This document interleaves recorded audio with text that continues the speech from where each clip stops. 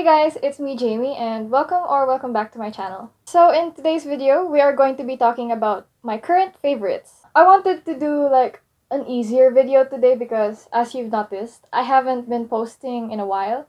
Mainly because I've been stuck in a rut and I've gotten lazy and a bit sad, so I just want to say that it is going to be a bit noisy. There are going to be neighbors. There are going to be like dogs barking in the background and cars passing by. So I apologize for that in advance. If you see me looking over to the side a lot, that's because my window is open. I put my blinds up a bit and my neighbors could see me. So I'm just checking if they're watching me or not. Okay, so the first category that's on my list right now is mobile apps and games. So, of course, it's quarantine. We're all very bored here. So, I did some hopping around in the App Store and I found a few games and apps. So, the first on the list for mobile apps is Wordscapes. So, basically, Wordscapes is a word puzzle where you have to connect like these letters to form different words. Actually, I already knew about this game from a few years back because one time my whole year was playing Wordscapes as like a competition kind of thing to see who can finish the game first. And it's kind of the same now. So I first downloaded it for my mom because she was bored. And I downloaded it on her tablet. And later on, all of us downloaded the game and now it's kind of like a competition to see how far someone can go or how fast someone can go through the levels. And next up is Terrarium.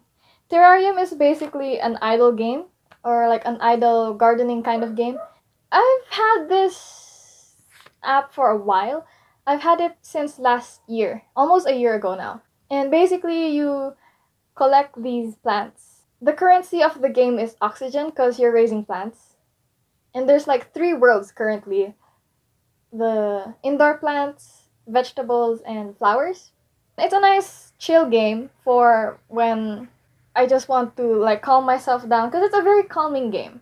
It's nothing competitive, it's nothing like too loud. It's just very calm and very slow paced. Next up is Socratic.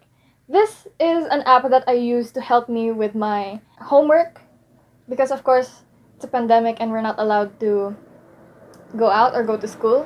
It is a bit hard for me to teach myself, like just by reading off like a screen or like the things I've printed out. It's kind of difficult for me to understand what I'm reading. So sometimes I just get lazy and I search up the answers on Socratic.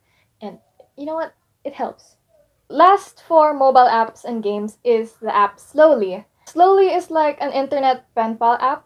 Basically, you find these people that have the same interests as you and you write letters to them.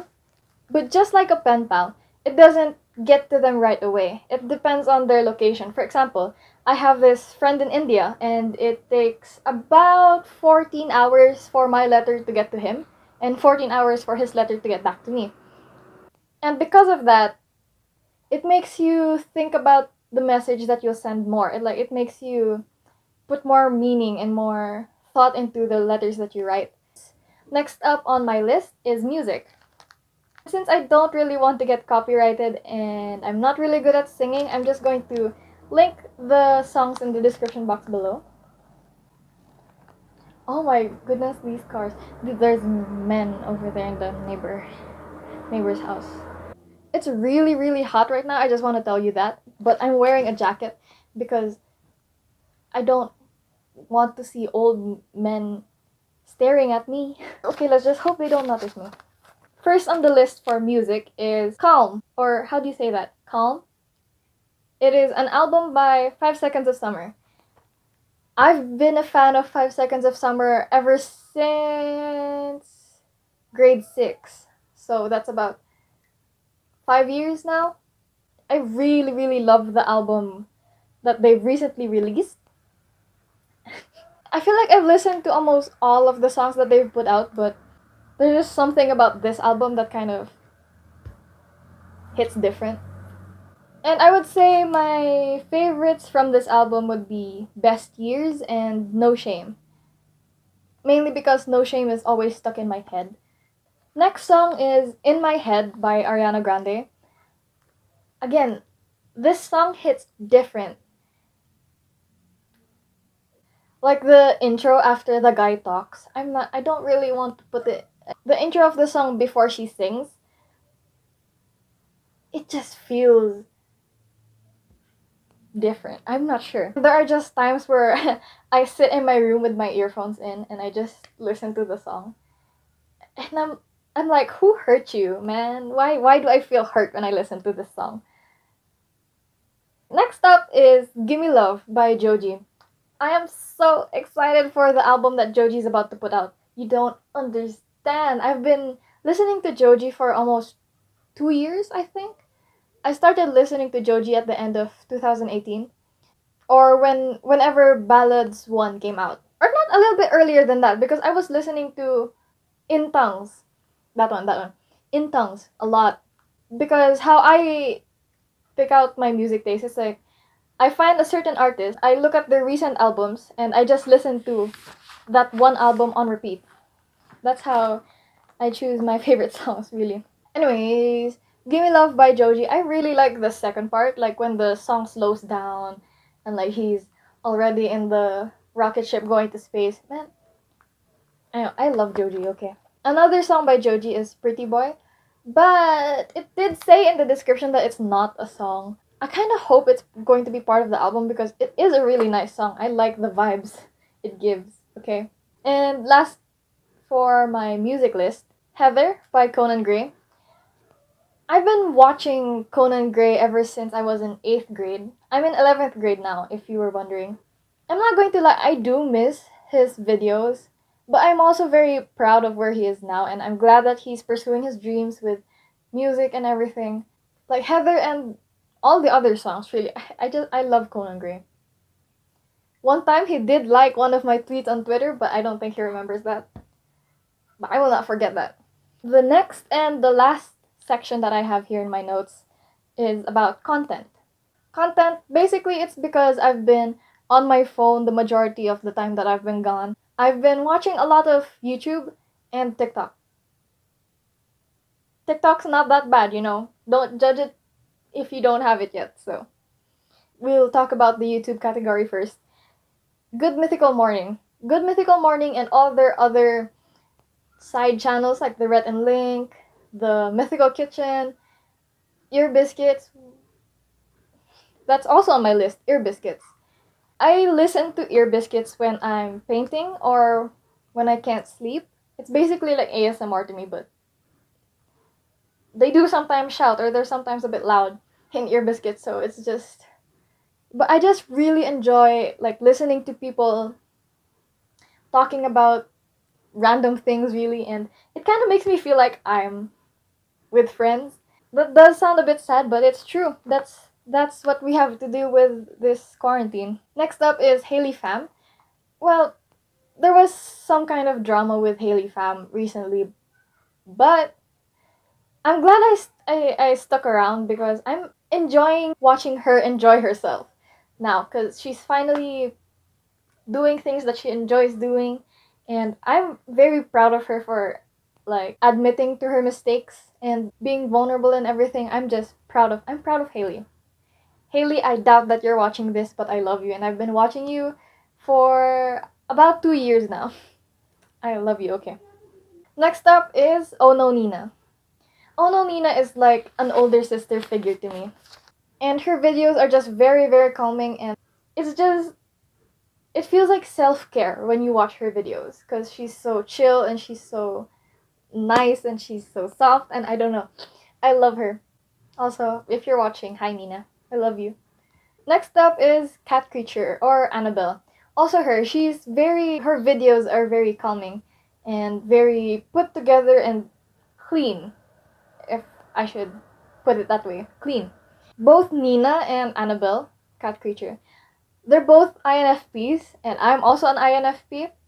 I think that's why I enjoy watching their content so much, because we're INFPs. Next up are still YouTubers, but I found them on TikTok first. So first is Sam Andrews. I really enjoy his talking videos, like his video that's watch this when you're feeling sad or something like that. It's very interesting how he thinks, and it's a very mature way of thinking. And I kind of wish I had more people like that in my life because I really like having deep talks like that. Next up is CatCreature, or I think that's how you say it, CatCreature. I will be taking psychology for college, and that's the content that he puts out on TikTok and on YouTube. So I don't know, I like it, and I love his voice. His voice is so good and it's so soothing. I think I'm having like a theme here with my favorite YouTubers. If they have soothing or calming content, huh? What does that say about me? Okay, last one on the list, but I have so much to say about this. You don't understand. The Harry Potter series. Okay, I rewatched the Harry Potter series recently because I have nothing better to do. I did watch the Harry Potter series back when I was in elementary with my dad. But, I was very young and I was very overwhelmed by everything that was happening. So after we watched the whole thing, I got a fever, which that happens a lot to me when I get overwhelmed. I get fevers or I get sick. So that didn't end up well. So recently I thought maybe I'm old enough now. I can understand things a bit better. And I decided to rewatch it again. And my goodness, best decision because it was great. It makes me wish that I could read the books because I can only imagine how much detail they left out in the film because they can't obviously put out everything to match the book. I really can't talk about Harry Potter enough. My family's kind of sick of hearing me talk about Harry Potter. I was so sad when Dumbledore and Dobby died. Sorry, if you didn't watch it yet, I'm sorry for the spoiler, but I was sobbing when that happened, okay? So sad. I couldn't get over Dobby's death for so long. I had to stop watching the movies and take a break for a day. All the deaths really in Harry Potter made me cry. I'm not gonna lie, they all made me cry. Because, I don't know, I'm attached to fictional characters. And if anyone was wondering, which I kind of doubt, but I'll tell you anyway, I am a Hufflepuff. Oh, oops. I'm a mixture of Hufflepuff and Ravenclaw.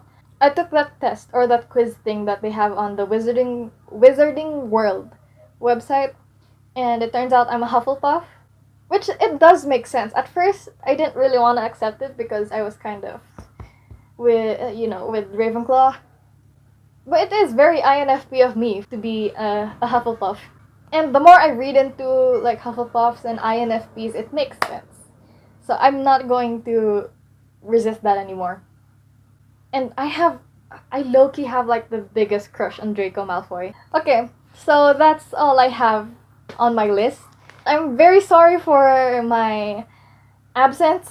I'm very sorry for being a bit lazy and for procrastinating, but I hope you enjoyed this video. I enjoyed talking and letting my feelings out about these things that I've been loving recently. And I did notice that the people I know are also starting a YouTube channel, so hello po mga ate or kuya. I'm kind of intimidated to promote my channel, so I'm not going to promote my channel because I'm scared of being bullied again. But if ever you do find this, welcome. Hello, nice to meet you, I guess. Okay.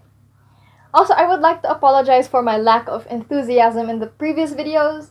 I'm not sure why I was trying to be I don't know, I'm sorry. Oh, it's getting very bright. I'm sorry for that. My window's right here and it's very bright. I don't know if I made it worse. Okay, I'm sorry about that. Anyways, the video is almost done anyway. Thank you so much for watching. Please click the like and please subscribe to my channel to support me. And I would appreciate it too if you did comment. So yeah, thank you so much for sticking around and I appreciate it very much if you reached this far. So yeah, that's all I have to say. Thank you. Bye-bye.